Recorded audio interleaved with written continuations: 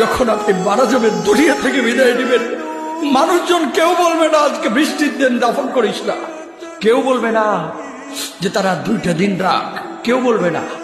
কবরের মধ্যে যখন নিয়ে যাওয়া হবে, আপনার স্ত্রীর কথা মনে পড়বে, আপনার সন্তানের কথা মনে পড়বে, আপনার বাবার কথা মনে পড়বে।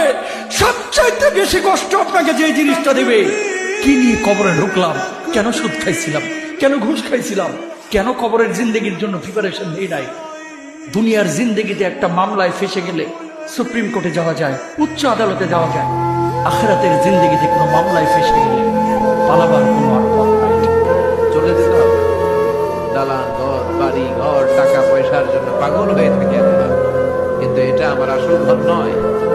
যেই গোসলখানাটারে আমি এত সুন্দর করে টাইলস করে ইটালিয়ান ফিটিংস দিয়ে বানালাম, আমার জীবনের শেষ গোসলটা কি ওই গোসলখানায় হবে? কথা বলে, যেখানে লাশ ধোয়ায় ওইখানে আমার গোসল হবে। এগুলো আমরা ভাবতে চাই না। কবরের জীবনটা আসল জীবন। কবর জগতে কোনো রং নাই, কবর জগতে কোনো স্বাদ নাই, কবর জগতে কিচ্ছু নাই, মাটি আর মাটি। হ্যাঁ, যদি আপনি মালিককে খুশি করে যেতে পারেন, অন্ধকারটাও আলোকিত হয়ে যাবে।